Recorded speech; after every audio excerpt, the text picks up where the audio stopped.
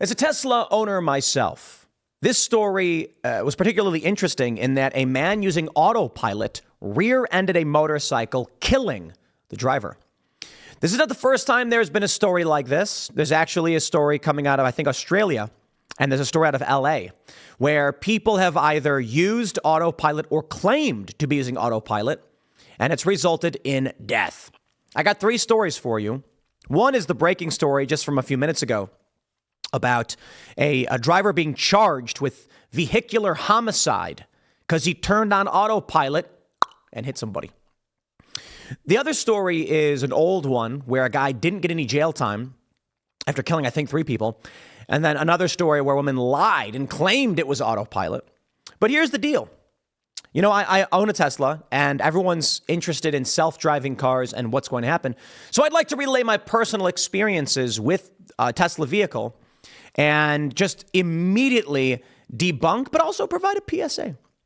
Let me say, my friends, you're not supposed to turn on Autopilot or full self-driving, which are 2 different things, unless your hands are on the wheel and you're paying attention. If your eyes look away from the road, the car actually gives you a warning, like right away. You have like 4 seconds, goes burp, burp, burp, burp. And if you don't look, it will disengage.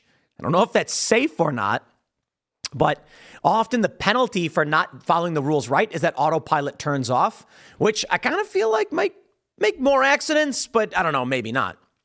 Let's read the story first, and then I'll break down my experiences with Tesla. And I will stress, Autopilot and full self-driving are different things. Tesla driver who trusted Autopilot charged with killing a motorist. Your Tesla is not a self-driving car, no matter how hard you want to believe it. A 28-year-old motorcyclist died in Washington state on Friday afternoon because a Tesla driver rear-ended him at speed. A Snohomish man, 56, was commuting in his Tesla Model S 2022 when he activated the car's camera-based advanced driver assist system, according to his statements to police. He began looking through his phone. With nobody paying attention to the car's actions, the Tesla software ignored Jeffrey Nissen on his motorcycle and continued on at speed. The car rear-ended the 2-wheeler. Nissen was flung from the bike, and his life ended pinned underneath the electric car, where he was still lodged when the police arrived at the scene. The Tesla driver, who told police he was putting the trust in the machine to drive for him, was inattentive to the road in front of him and was only brought back to reality when he heard a bang as the car lurched forward. The driver was not impaired by drugs or alcohol, though he admitted to having an alcoholic beverage prior to the 3:54 p.m. crash. Local news reports say the driver was using Autopilot rather than full self-driving. The 2 systems are often conflated. Pause. Being on a highway, likely Autopilot. The systems themselves conflate.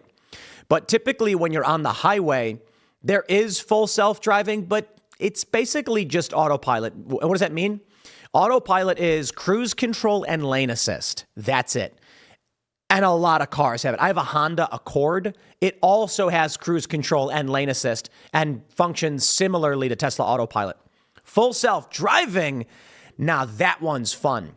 That one is also dangerous, and as much as I'm a big fan of Elon, I do not believe it is ready just yet.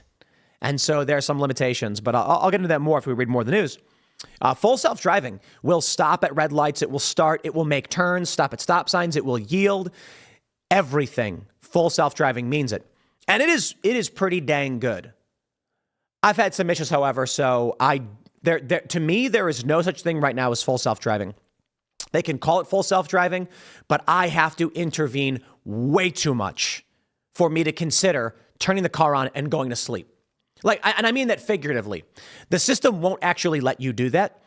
But based on my experiences, it's great to turn on full self-driving and then just kind of chill and watch the road and the car drives itself for the most part. But you're paying attention the whole time. Tesla will claim that it isn't culpable, for the incident, as the official line is that its so-called Autopilot and full self-driving software are intended for use with a fully attentive driver. In fact, it literally turns off. If your hands aren't on the wheel and your eyes aren't on the road, it will shut down. What it should do is go into full self-driving and say exiting and turning off the car. Then people wouldn't do it. The company and its CEO, however, have knowingly engaged in public discussion describing the cars as driving themselves. And the people buying these cars believe them. This isn't even the first time a self-driving Tesla has run over a motorcyclist. Actually, I'm not familiar with this one. Look at this story. This is from 2022. Tesla's Autopilot safety questioned after latest fatal motorcycle crash. Now, I don't completely trust all these. What is it? 3 fatal crashes occurred in a 51-day span and follow a similar line of events. A person driving a Tesla in the early morning hours with the Autopilot active strikes a motorcycle. I'm going to tell you straight up, the motorcycle's hard to see for the machine and for you. That's why, people rag on motorcyclists for having really loud bikes. And it's like, that's kind of why. What is it? There's like a saying, like it's better be loud and annoying than dead or something like that. I don't know. I actually have a Zero electric motorcycle. They call it the Tesla of motorcycles. And it is probably like, I'm sorry, man. I don't want to rag on Zero motorcycles because it's awesome, but it's silent. It makes no sound. And I'm just like, you're going to die if you drive this thing. We picked it up. I haven't actually been able to really ride it because I don't have a motorcycle license. But everyone's saying like, yo, when I drive it around on the property, like moving around, because we have 50 acres. They're just like, or we had 10 acres, the other property where I was driving it. They're like, you can't hear a thing. Like, you're going to get hit. It's like, yeah. Check out this other story. Let me see if I have this one pulled up. This is this is interesting. 2023, December, Tesla driver to pay $23,000 in restitution for a 2019 LA crash that killed 2 people. So what they say is the car was on autopilot. A limousine service driver was at the wheel of a Tesla Model S at 74 miles an hour when it left a freeway and ran a red light. The Tesla, which was using autopilot at the time, struck a Honda Civic at an intersection at the car's occupants. 3 people died.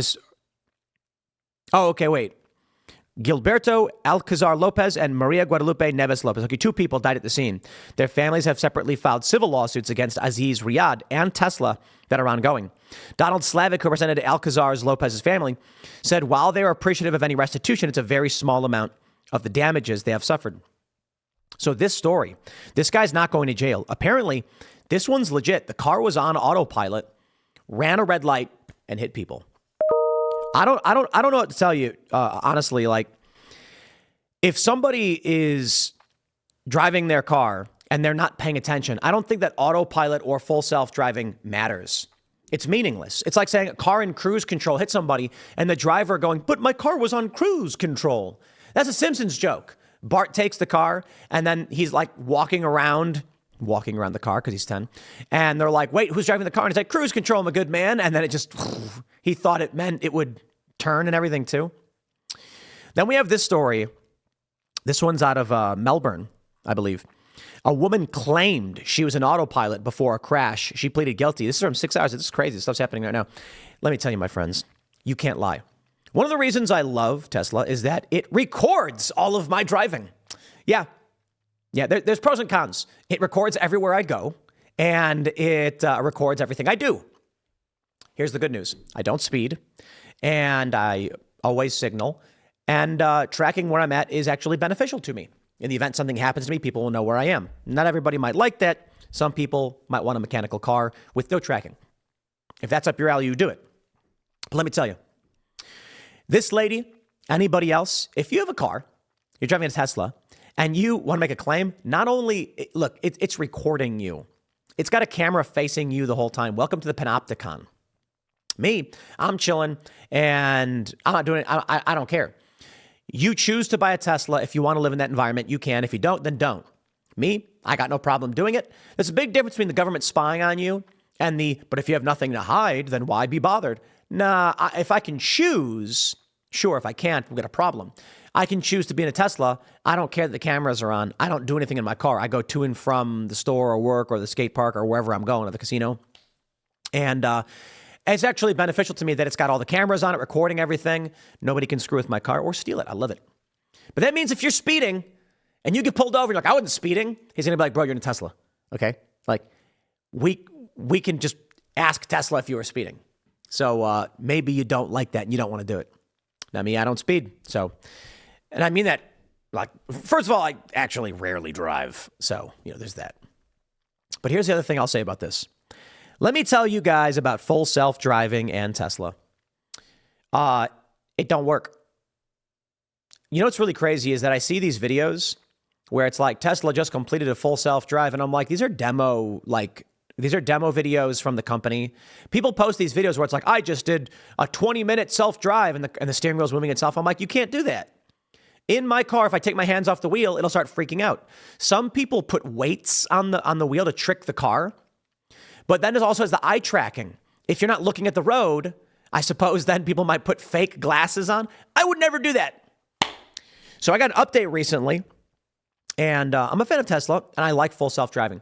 But yo, the latest update, it's scary. It really, really is. I'll tell you a few stories. I've told these stories before. Driving on a state highway in West Virginia, and it was like 6 lanes with a median. And a truck pulls into the median because that's the way you turn left. It's a big highway. You have to pull left, which is the median in between the road, and wait.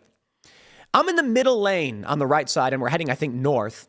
And luckily, the highway was empty. The truck was sitting there not moving. And as soon as we started approaching, the car automatically slammed the brakes on. Like slammed it. And then you have to tap the accelerator to brake break it from braking. And, you know, me and my girlfriend are like, whoa, what the? Like, we could have died.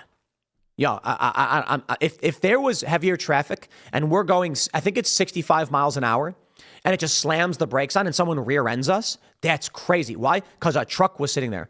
There have been other instances where there'll be a yellow flashing light for a road sign that says something like, you know, new street light ahead.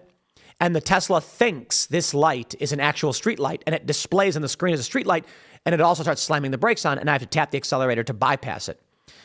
I got no beef. I like all of it. And this is why I pay attention. Now, the latest update we got, it keeps hugging the left side of the road and going on the line. And I'm just like, yo, dude, it doesn't work. I'm sorry. Off. Disengage. Because if I'm driving on the road and there's a yellow line and 2 inches is the curb for the median, and I'm on the line and I'm like, what is it doing? And I have to keep trying to push the wheel, and then it breaks, and then the thing pops up saying Autopilot disengaged. Why did you do it? And I'm like, dude, because you're going to hit something. The other thing too is there is an exit off the highway over in Charlestown, West Virginia, and there is an administrative service turnout right before it.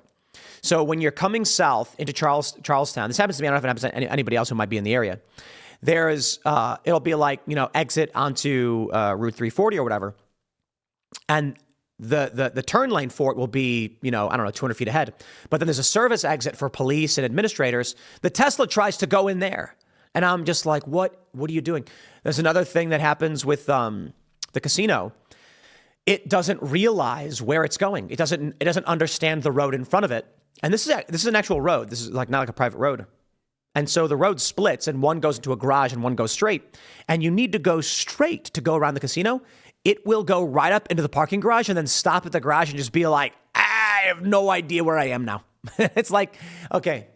So it's really cool that in many instances you can self-drive. But I'm telling you all this right now because we have a story of a guy who's like, oh, I'm going to turn on autopilot and then killed somebody. So let me just stress, man, guys, we're not there yet. Maybe we will be in a couple years, but geez, crazy story. Anyway, I'll keep this one simple. I'll wrap it up here. Next segment is coming up tonight at 8 p.m. over at youtube.com/TimcastIRL. Thanks for hanging out, and we'll see you all then.